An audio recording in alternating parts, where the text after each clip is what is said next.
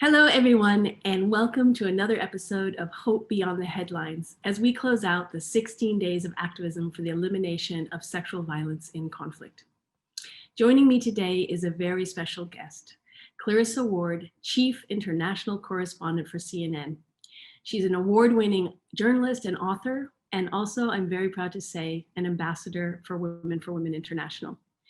Thank you so much for joining us, Clarissa, on this final day of the 16 days of activism. Thank you so much for having me. So I want to start off right away by talking a little bit about your book, On All Fronts, The Education of a Journalist, which is actually the book of the month for us at Women for Women International's book club. You've built your career as a journalist on the front line of conflicts, including in many of the countries that Women for Women has been serving, where Women for Women has been serving women for years. And so being able to hear your stories helps us get an insight into the work that we're doing.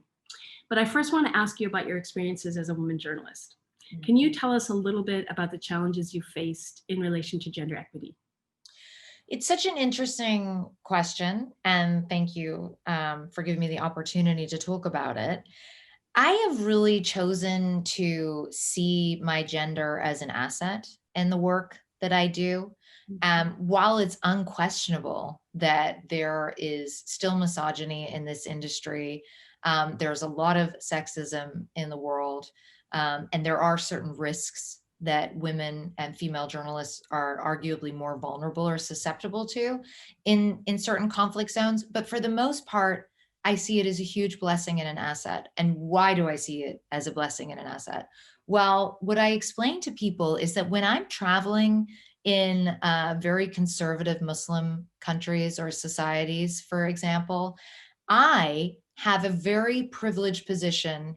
I'm often jokingly referred to as an honorary man. So as a Western woman, I am allowed to go and sit with the men and ask them questions, because in these traditional societies, men and women are often segregated. But then I am also allowed to go and sit with the women and the children in their part of the house and have discussions with them and learn from them. And that is a privilege that 50% of my colleagues, my male colleagues specifically, they do not have any access to women in these conservative areas. Can you tell me how on earth you can really understand the implications and impact and realities of life in a war-torn area without consulting 50% of the population, without being able to access and unlock and understand the experiences of women? So I view it as a huge privilege that I get to sit with them and learn from them. And I'm very, very grateful for that. At our one of our events that you spoke at in Germany, you talked about being with women in a Taliban-controlled area, literally rubbing moisturizer into their faces and the intimacy that brought. And it reminded me so strongly of a time when I was sitting with women leaders who I thought of as these like ferocious women leaders, but the business she was running was a nail salon. And so I don't think I'd ever even had a pedicure before. And I'm sitting there and this woman leader is like giving me a pedicure. And those intimate moments, they give you a connection that I assume is part of why you're able to bring stories so to life. I want to ask you about something related to that, because I did hear you speak a little bit about what a war journalist needs is not just toughness. It's also empathy. Do you think, is there anything gendered about that or not? I mean, I can only speak for my experience and sort of compare that a little bit maybe to my male colleagues. And I do think there is something gendered to it from my subjective experience. You raised the example of the women at the Taliban. And it was this profoundly beautiful moment because they didn't speak any English. Obviously, I sadly don't speak any Pashto. And so I understood that I saw this little girl watching me put on the face cream, and I could tell that she was completely mesmerized. And so I just went around the room putting cream on all their faces. And it's this very intimate moment. You're looking into each other's eyes, but you can't communicate verbally. But we understand that we're sharing in a ritual, that it's about beauty, but it's also about wellness. It's about self-care. It's about simply having ritual in your life. And all of this is unspoken. And yet there is in that moment a very palpable and real human connection that binds us as women together, regardless of, the conflict, the ideological differences, and all of the things that divide us. In that moment, we were really profoundly connected through this sisterhood that I realize might sound a little corny to people, but it's real and it's true and it's so important. And I think that story also highlights something that our founder Zainab Asalba used to always speak about is, when you think about helping someone in a war zone, you think about healthcare and food perhaps, but actually day-to-day life includes connections to other people and celebrations and moments of lightness and joy. And so it's really important part of our program that health and wellness, earnings and savings, connections are all part of it, and that we give women cash so they can decide what is most necessary for them. And we don't, another thing you talk about is we as Westerners should not make judgments. Yeah. And when you go into a country, you really try very hard to suspend your assumption of what is good or right. And I mean, I'd love for you to talk about that a little bit more, because it's also something that we try to do in our program, is to say, it's not for us to make the decisions for a woman. It's for us to help a woman have the power and agency to fulfill her potential and to give her the resources and tools so that she can make those choices, knowing that she's going to make the right choices for herself and her family. No, 100%, 100%. And this is something young journalists ask me all the time, how do you do this job and what's important when you're doing this job? And for me, you really hit the nail on the head. You have to be willing to leave your judgment at the door, okay? Because when you are immersing yourself in another culture, you have to be humble. You have to be willing to learn. You have to be willing to listen. You have to be willing to accept the fact that your existence, your education, your values are not empirically the best for everyone, right? And that doesn't mean that you don't continue to have your values or don't continue to hold certain things sacred. You can do the two things at the same time. But it means that when you're in somebody else's home, you don't scold them about what they're doing wrong. You look around for maybe what can I learn from this home and what beautiful things are going on here that I maybe don't experience in the Western world. And I talk about this so often with people who have really a lot of preconceptions, particularly about the Islamic world and, treatment of women, subjugation of women. And I'm like, what about family values? How often do you see homeless people in Muslim countries? Like, there are beautiful things happening in all different cultures, no matter how different they are from ours, no matter how strange we might find some of other people's realities. And so I think it's vitally important for us, whether you're an aid worker, whether you're a journalist, whether you're a tourist, frankly, go in with an open mind. Yep. Learn something new, embrace the good. You don't have to take it all back with you. It's not you putting a resounding endorsement on somebody else's way of life, but it's your way of acknowledging a certain level of humility, which frankly, we don't do enough of in the West. No, and I've had the privilege to work and live in so many cultures. And I think one of the things that really hits home is how much more communal and collective many of the cultures that I've had the opportunity to live in have been. They're horrified by some of the things they hear about how the United States individualism leads to how we sometimes treat each other.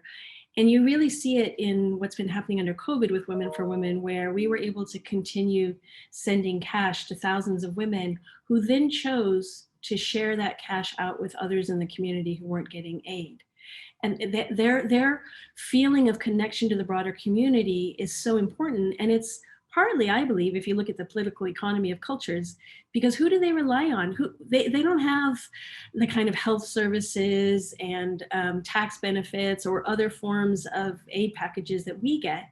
they rely on each other. And so they invest in each other and they're there for each other. So to see this passing on and to see how much investing in one woman in our program means you're investing in the broader community is been powerful. But I want to ask you something else about this. And you've spoken and written about the importance of seeking authenticity and truth, Mm. not neutrality. And I really want to hear a little bit more about that, because there's currently a sort of raging debate in the humanitarian space about, do we need to be neutral?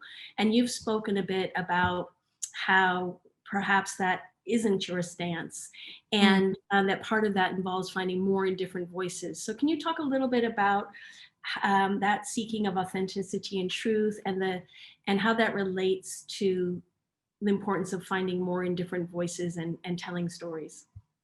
So I think that, look, we're in a really exciting moment where, certainly in my field, we have just a much greater diversity of people telling stories, right? And contributing to journalism and telling the news. And I think what that has done, first of all, it's expanded our minds, it's expanded our horizons, it's given us richness and depth and nuance that we maybe hadn't fully appreciated before. But it's also punctured a little bit a hole in the myth of complete objectivity or complete neutrality, which frankly doesn't really exist. In the sense that, like, traditionally with news, for example, it was three middle-aged white men who would come on in the US at 6:30 p.m. on the big networks. They would tell you what was happening in the world. And that's what you accepted as being the truth, right? That was what was happening. And nowadays we understand that, like, it's a bit more nuanced than that, right? And there are different perspectives. We can all understand that as long as we base our reporting in facts, and we can agree that facts are facts, that is okay to have that diversity of voices. And I think that's okay as well to have people speaking their truths or the truths that they are witnessing. So if I go to Syria and I see civilian population being indiscriminately targeted, I see children being killed, I see people being gassed, I see hospitals being hit, I am not going to try to pretend that this is a conflict where on the one hand you have this, on the other hand you have that. No, I'm going to focus very specifically on speaking to the war crimes that I am seeing. And I think that's okay. I think not only is it okay, I think it's our duty to speak out the truth that we are seeing. Um, and I think the reason it works is because there are also going to be other people telling the side of the story of, and even at CNN, I'm covering the rebel side. There's someone covering the regime side too, as there should be. And that's okay. So I think that it is hugely important in this sort of era of misinformation and confusion, and active disinformation, to really ensure that we're all sticking to facts and that we believe that such a thing as truth, as in empirical truth, does exist, but that at the same time we allow for that broader diversity of voices. We don't have to sort of adhere solely to some singular body or person's ideal of what objectivity or neutrality actually is, because in reality, it's rarely very objective or neutral. And certainly when you're talking about the work that aid groups are doing, or activists are doing, there's a place for that neutrality, and look at the Red Cross and the incredible important work they do. But there's also a place for people who are taking a different approach, who are advocates for the people that they are working to empower. So, and you have been out to places that so many people have not been able to get to. And so you have a perspective I'd like to hear a bit more about. Um, so even with this explosion of social media and self-reporting and reporters on the ground, and we've all come used to just a greater diversity, there's still stories that I think are being left out. Mm. And so I'd like to hear a little bit from you, if you agree with me, whose voices are the ones that are still not being told, and if so, what are we missing by not hearing them? I mean, there's so many voices, honestly. that are not really being heard. And I think it's changing. I think it's improving. It depends on the news cycle. Of course, there are times where it's easier to give those voices a platform. There are times where it's much harder. I think, the last 4 years under the Trump administration, combined now with COVID and the election, it's been really tough to Yeah. have conversations. Understandably, this huge social justice movement, rippling not just across America, but across the world. And so, of course, it's been hard to get voices of, people who are living, frankly, in the third world, in Yemen, in Afghanistan. It's hard to get that on the news. It's hard to give those voices the time and the space that they deserve. But I also believe that a powerful story is a powerful story. And my job as a journalist is to be more creative about telling that story, make it compelling to the viewer, to the listener, to the reader. It's my weakness if I'm not able to do that, not the consumers, because at the end of the day, we all understand and know that when we experience these things on a personal level, when we sit down with a woman in Yemen whose malnourished son is dying on the floor in front of us, we feel that profoundly. It haunts us, it breaks us. It's real, it's tragedy, it's so monumental. And I am not doing my job if I'm not able to translate that successfully to a broader audience. Well, I do think one of the things you've done, because I feel that so much, I feel it from having moved to the US 5 years ago after having spent most of my time on the road. And I feel it even more now with COVID being sort of 90% of my time in this room or in these two rooms. How we see the world and think and our perspectives are so shaped by what we are surrounded by. And I think a gift you've given us with your book is by telling your own story, bringing us in contact with some of the other stories so that we, through reading it, can have the way we see the world shaped by other people's stories who are not told. Because the reality is, it's the work that Women for Women does, but even women's rights movements in places like Nigeria and Afghanistan and Iraq don't necessarily have the ability to get rural women who are non-literate and in the most remote areas to be able to be heard. And so through our program and developing a change agents program where we support women so that, for example, a group of change agents went to meet the first lady in Afghanistan to say, and this is our reality in rural Afghanistan, because in fact, she's shaped by being first lady. So getting those voices out is so important. And it's why we're so excited to have you as one of our ambassadors. But I'd like to ask you, so why have you agreed to be a Woman from an International Ambassador? What drew you to our work? Well, first of all, I didn't just agree. I leapt at the chance because I've obviously been tracking the work that you've been doing for a long time now. And I think it's really important because, yes, it's about empowering women, obviously, specifically, but it's also about building relationships and bursting bubbles and connecting across borders and embracing the things that bind us through this, experience of humanity. And to me, that is so hugely important. It's an integral part of why I love my job, is about forming connections with people a million miles away. And wow, wouldn't you know, you can learn so much from this. Because often the attitude with these organizations is that it's like a form of charity, right? And you're helping these people and blah, blah, blah. And what I love about Women for Women is obviously you're helping these women enormously, but you're getting something out of this too. Not just, oh, I feel like a good person because I gave. No, you're learning. You're making a friend.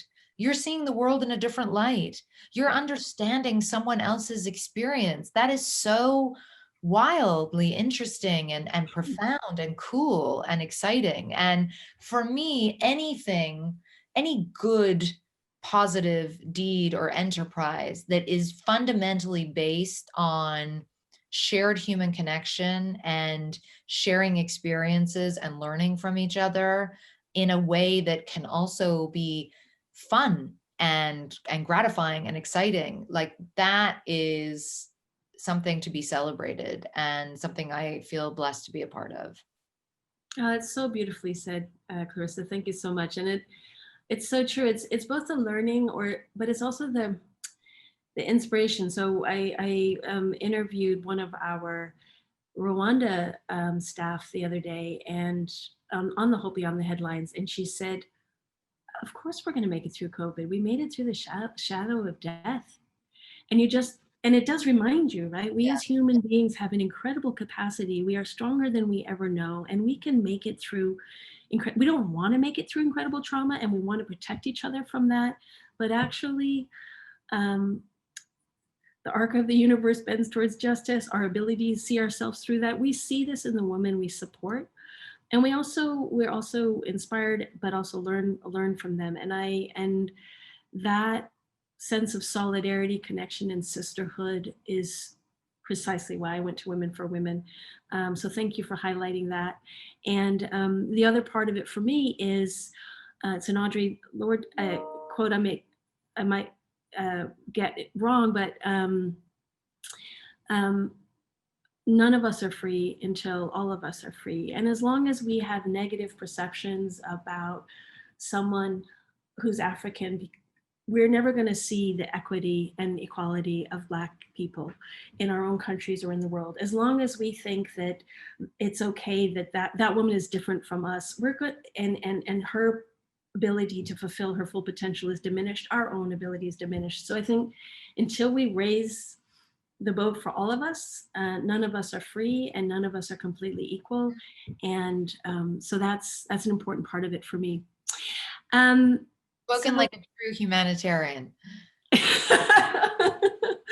But but very much, and I love it that you said that, with a perspective of sisterhood rather than of rescue. Yeah. And it was actually my son who said to me, Mom, helping someone else to rescue yourself is no better than rescuing somebody else because you think you're better. But the reality is connecting as human beings, and being able to see the incredible changes we can make together. And that's especially true in times that are uncertain and unknown.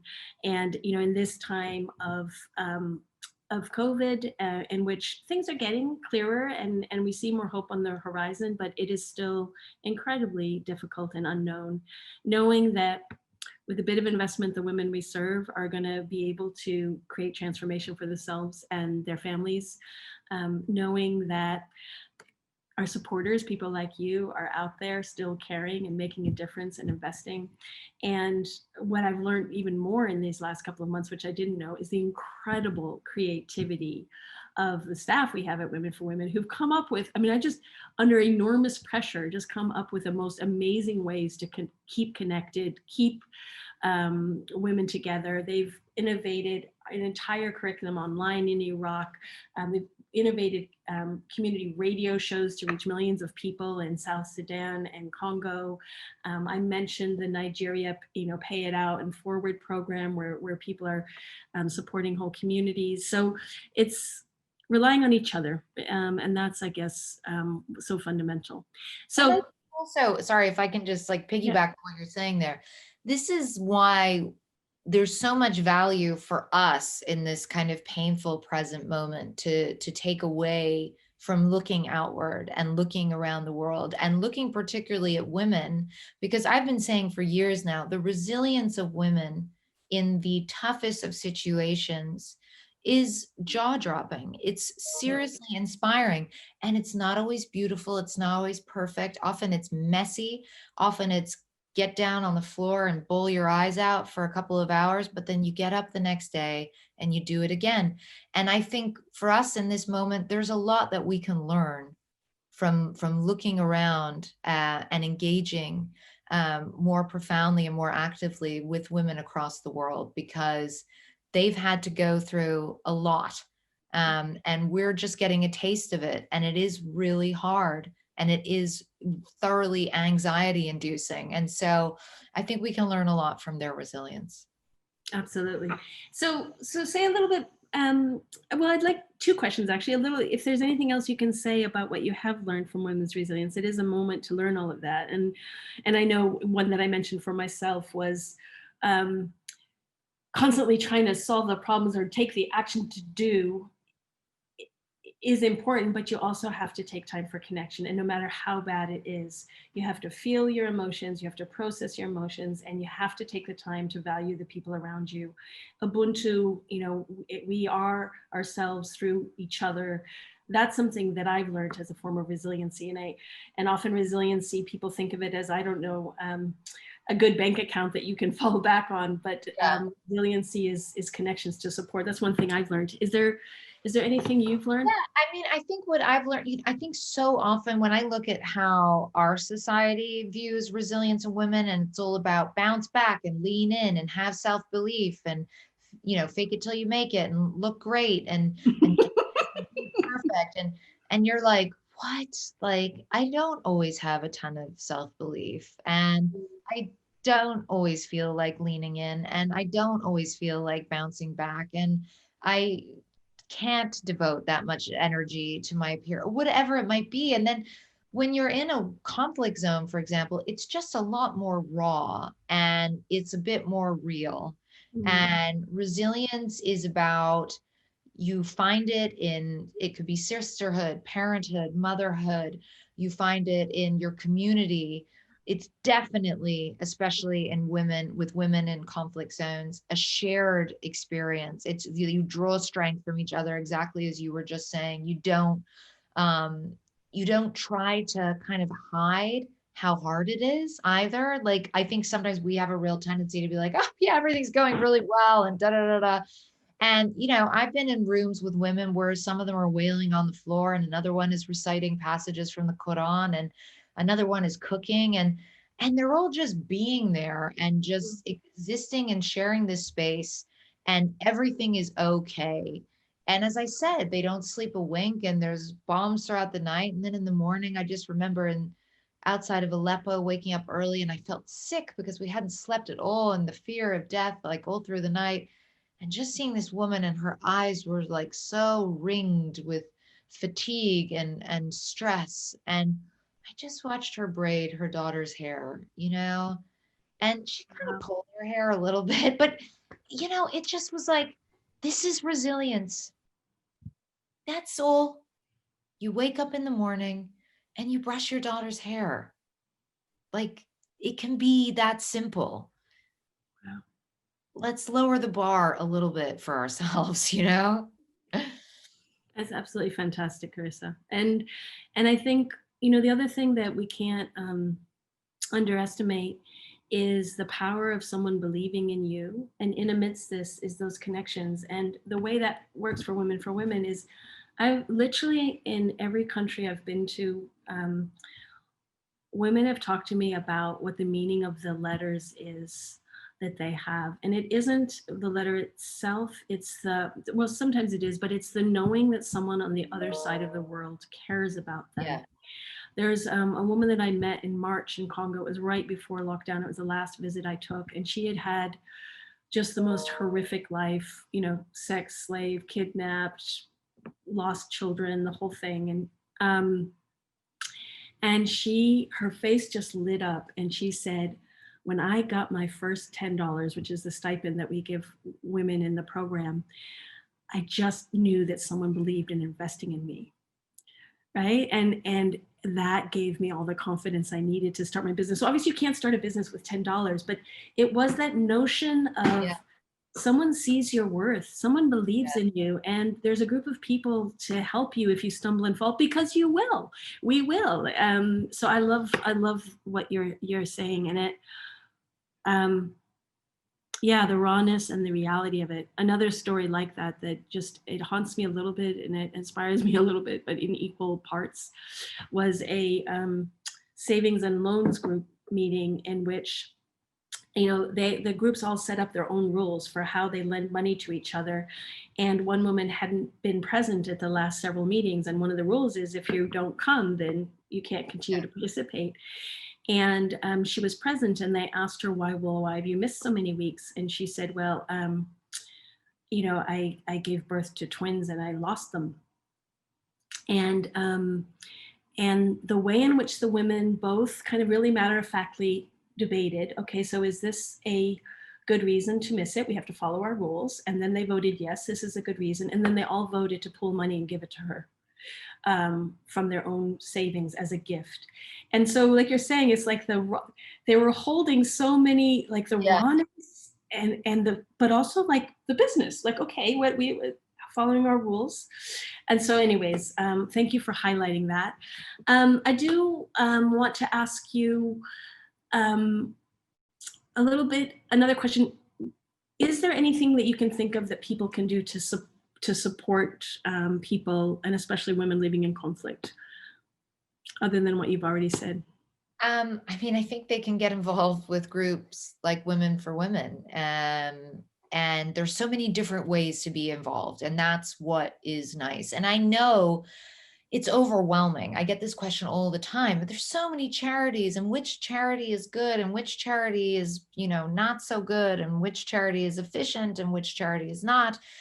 And so there's like very few organizations that I know are doing really good work, that I've seen doing really good work, and that will enable people to contribute in a meaningful way without having to kind of panic that it's like all for nothing and kind of wasted. And obviously Women for Women is one of those groups. Another group, for people who are interested in like the medical side of it, is a very good friend of mine, Arwa Damon, who's a senior international correspondent at CNN and a true humanitarian, started her own NGO called Inara that does incredible work, basically pairing up children who have been wounded or injured severely in conflict zones with top medical care. Wow. And it's amazing to see the lives that she's been able to change. And in some ways that's really contributing to women as well, because of course, if you're a woman and your child has been horrifically injured in some conflict, then that's your burden, that's your responsibility, that's your heartache.